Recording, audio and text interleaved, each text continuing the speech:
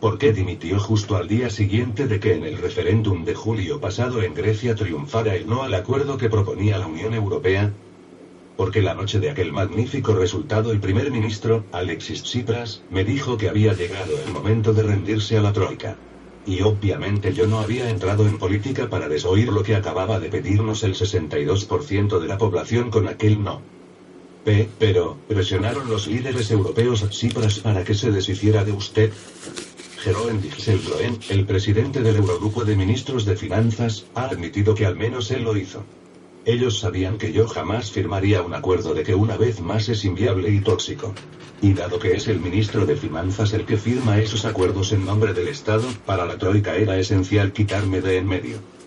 ¿Porque cree que los líderes europeos le veían como alguien incómodo, incluso peligroso?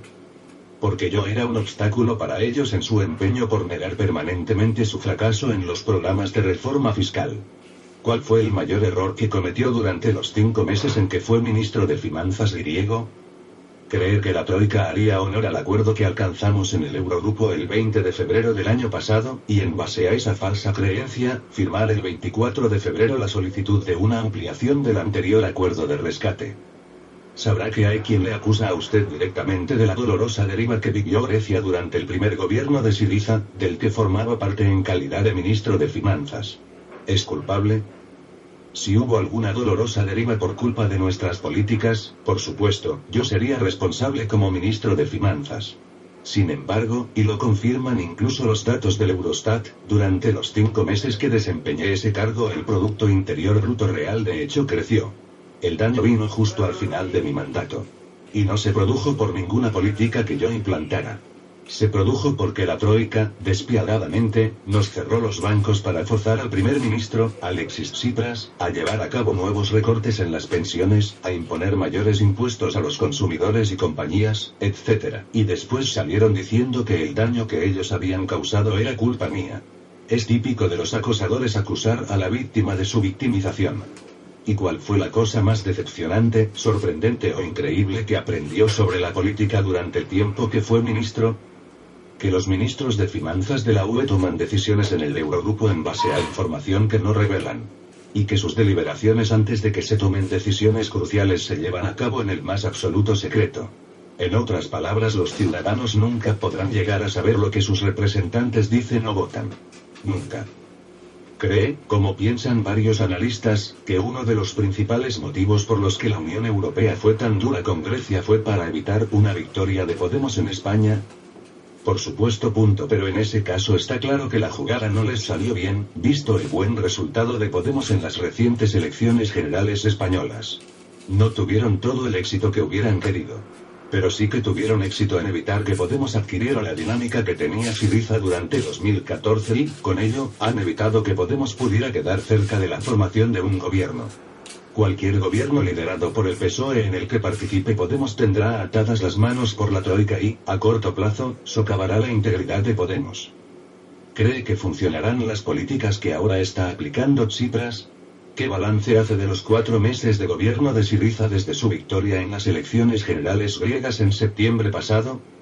En el verano Alexis y yo estuvimos en desacuerdo en un asunto crucial. Él pensaba que se enfrentaba a tener que elegir entre el nuevo memorándum de la troika o a la expulsión de Grecia de la eurozona. Yo no estaba de acuerdo. Mi opinión era que el plan de Schäuble, el ministro de Finanzas alemán, era hacernos aceptar el memorándum como un primer paso hacia el Brexit, la salida de Grecia del euro. También estábamos en desacuerdo en un segundo pero importante asunto. Alexis creía que podía implementar las medidas recogidas en el memorándum y al mismo tiempo implementar un programa legislativo paralelo que redujera el terrible impacto del memorándum en los ya muy apaleados griegos. Yo no veía cómo eso era posible, ya que el memorándum no deja absolutamente ningún espacio para tal programa paralelo. De hecho, en diciembre el gobierno griego se vio forzado por Thomas Weiser, el coordinador de la troika en calidad de presidente del Euro Working Group, que reúne a los números 2 de finanzas de la zona euro, a retirar su programa paralelo. ¿Y usted cómo resolvería esta crisis que ya dura 6 años? ¿No podría ser el Brexit la solución? La solución solo puede llegar si se aceptan las propuestas y la filosofía que nosotros hicimos en mayo, basadas en el documento titulado Políticas Marco para la Consolidación Fiscal de Grecia, Recuperación y Desarrollo. No hay otro camino. Y nada de aquello contempla el Grexit.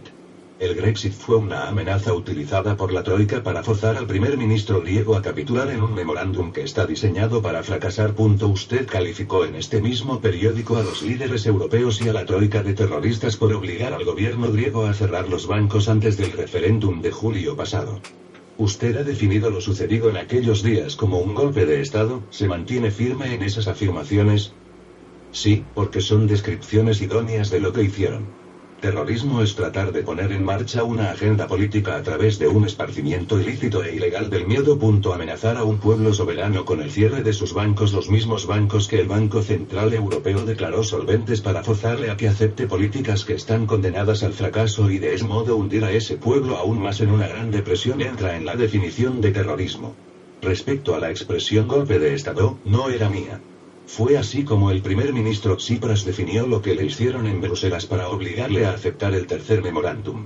Y, por supuesto, tenía razón en llamarlo así. El próximo 9 de febrero usted fundará en Alemania un nuevo movimiento paneuropeo que sostiene que luchará por una Unión Europea transparente y democrática. ¿Es que ahora la UE no es transparente y democrática? ¿Puede darnos algunos ejemplos del mal funcionamiento de la UE que usted haya presenciado? No son suficientes los ejemplos que ya le he dado.